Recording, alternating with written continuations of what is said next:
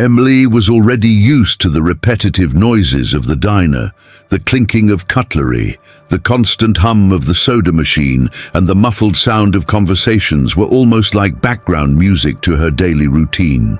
Working there had never been a dream, but it was stable, and in a small town like that, stability was already something rare.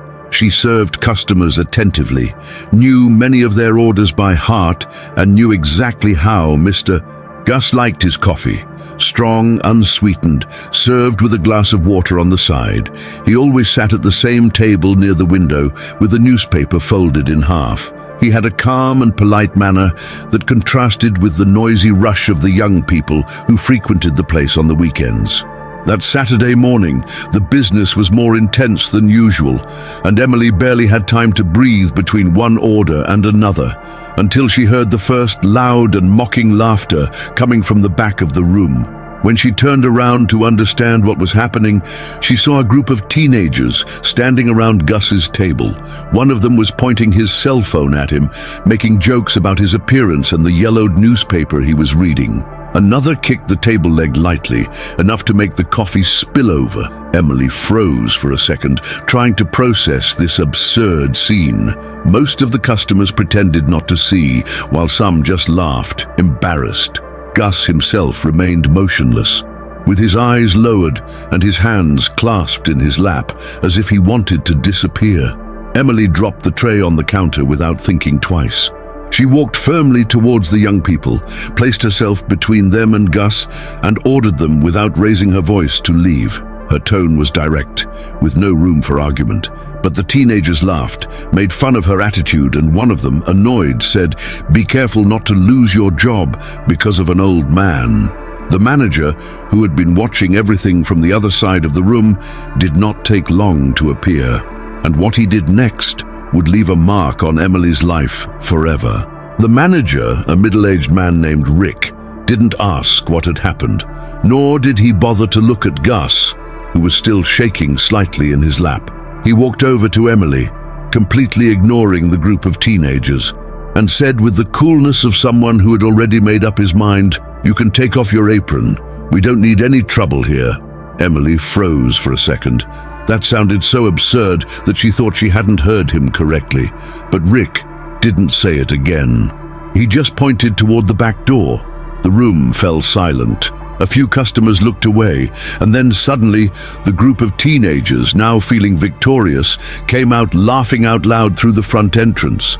Emily removed her apron with dignity, dropped it on the counter, and just stared at Gus, who finally looked up. He tried to stand up to protest, but she waved him off discreetly.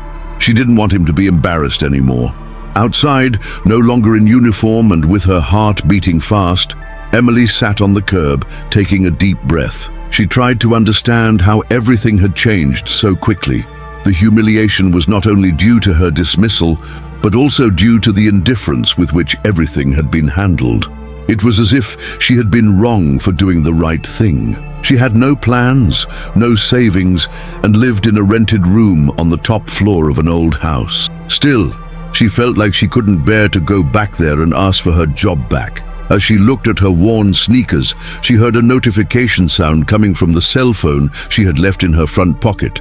It was a message from her sister, with a video attached and a caption, "Emily, did you see this?"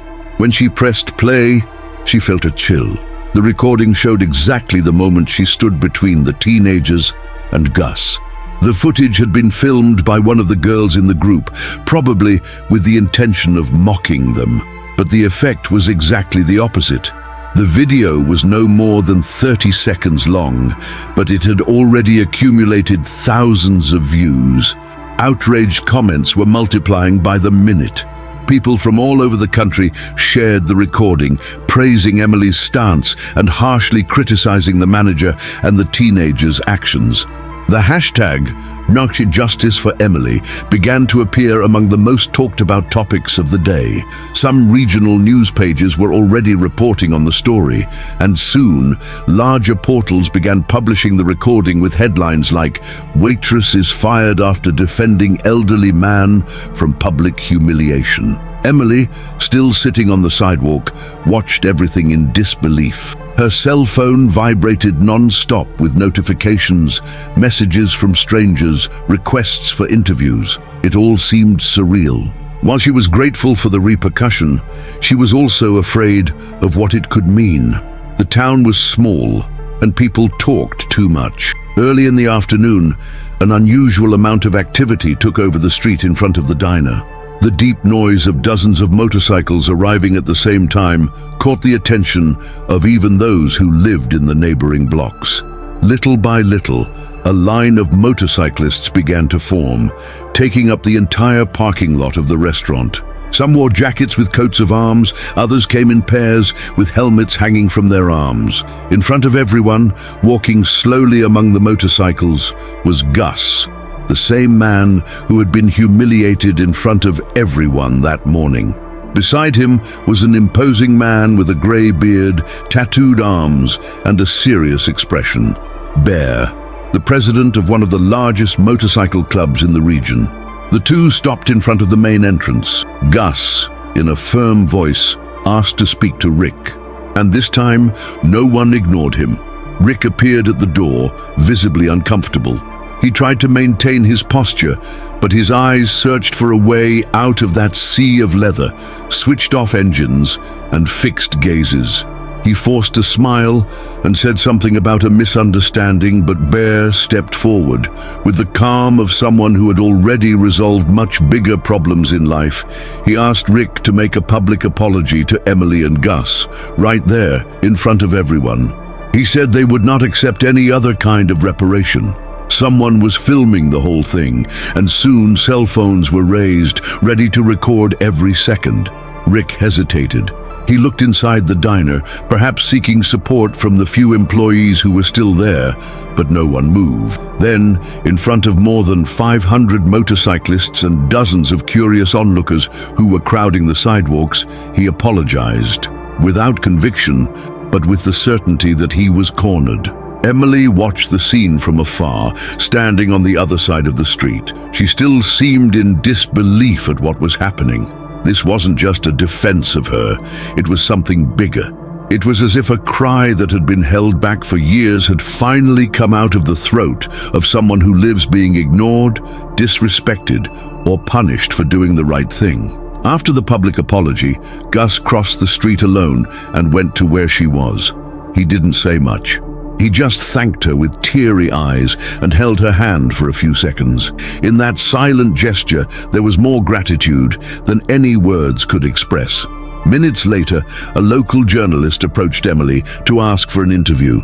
Soon after, two more came, then a television producer and even a lawyer who offered free legal assistance. And then, in the midst of all that confusion, an email arrived with an unexpected invitation. The sender of the email was a private security company based in another city.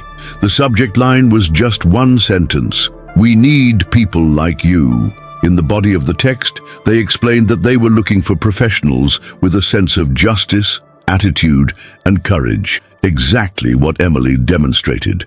The offer included full training, housing, and a salary above the local average. Emily read the text 3 times before believing that it was real. It wasn't just a job. It was a chance to change her life. For a moment, she thought about everything she would have to leave behind. The small town, the circle of acquaintances, the security of her routine, even if it was an unfair routine. But before responding, she wanted to do something she thought was necessary. She went back to the cafeteria, not to talk to Rick, but to the colleagues who had remained silent that day. She found some of them sitting in the back, uncomfortable. No one had the courage to look her in the eye for long. Emily didn't yell, she didn't accuse, she didn't demand anything. She just said that she hoped that if something like this ever happened again, they would have the courage she had, that they wouldn't need cameras or crowds to do the right thing. Some lowered their heads, others apologized. She accepted, but didn't stay for long conversations. Leaving there, she responded to the email with a clear, "Yes." Within a few hours, the company confirmed that the selection process would be accelerated due to the repercussions of the case. She would have to travel in 3 days. Gus was the first to hear the news. When he heard it, he gave a shy smile and said that he had known from the beginning that she was different. In the days that followed, Emily barely had time to think. The whole city was talking about her.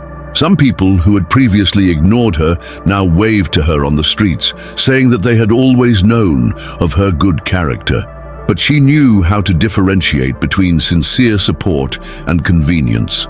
She preferred to listen to the messages that came from other cities, from people who said they had experienced similar injustices and who had felt inspired by her attitude. As she packed her things in a worn-out backpack, she separated only the essentials. She wanted to start from scratch. She didn't hold any grudges, but she also didn't care about maintaining ties to that past that had never valued her. The night before the trip, she went to the restaurant one last time, this time as a customer. She sat at the same table where Gus used to sit. She ordered a coffee, without sugar, with a glass of water next to it. The new waitress didn't understand her order but smiled and served it. As she drank her coffee, she felt a mix of nervousness and tranquility. It was strange to realize that everything had started there with such a simple, almost instinctive act, defending someone. It didn't seem like a big deal at the time, but now she understood that it was exactly there that everything changed. As she left, she saw Gus on the other side of the street. He waved and she responded with a slight nod. Neither of them crossed. It was as if that moment said what words couldn't say. Emily didn't want applause, nor did she want to be seen as a heroine. She just needed to believe that she wasn't alone in the choice she had made. And for the first time in a long time, she felt that she wasn't. She returned home with the sky darkening, the sound of the motorcycles still echoing in her memory, and the feeling that something new and better was about to begin. The journey to the new destination was silent. Emily spent most of the journey looking out the bus window, watching the landscape slowly change. She didn't have much with her, but she felt lighter than ever. When she arrived at the security company's headquarters, she was greeted by a warm and professional team. There were no questions about her past, only practical guidance and a clear sense that she would be respected for who she was. In the first days of training, she faced physical and psychological challenges. It wasn't easy, but nothing seemed worse than having to silence her own conscience, as so many do in order to keep a salary. Between one activity and another, she remembered the exact moment when she was between Gus and those teenagers. She wondered if she would have done things differently today, and she always came to the same conclusion: no. Over the next few weeks, her name was still being talked about on social media, but the internet's attention gradually shifted to other stories. Emily didn't care. Fame was never her goal. Little by little, she built a new routine with strict schedules, new responsibilities, and unexpected friendships. In the dorm, she shared a room with 2 other women, both with difficult stories, both looking for new beginnings. At night, when the lights went out, they would talk quietly about what they had left behind. Emily listened more than she spoke, but when asked about her city, she would simply say, "That's where I learned not to keep quiet." The sentence was short, but it carried all the weight of what she had experienced. Almost 2 months later, she received an unexpected call. It was an invitation to speak at a public school about courage and difficult choices. At first, she thought she wasn't the right person for it, but she accepted. Sitting in front of a room full of teenagers, she told her story with the same naturalness as someone who tells a normal morning. She didn't romanticize it, she didn't exaggerate. She simply explained that sometimes doing the right thing hurts, and that, even so, it's worth it. Some students seemed to be playing with their cell phones under their desks, others watched attentively. But at the end, a girl approached and said that, because of her story, she might have the courage to report something she had been suffering for months. Emily said nothing. She just smiled, and she knew that that in itself was enough. Years later, no one remembered the diner manager, the mocking teenagers, or even the exact day it all happened. But Emily remembered, not with anger, not with sadness. She remembered it like someone revisiting a crossroads, a turning point. She knew she could have kept quiet. She could have taken the easy way out, but she didn't. And that was precisely why everything changed. She moved forward, not as someone who had won an epic battle, but as someone who had decided to be true to herself. And that, to her, was the greatest kind of victory anyone could achieve.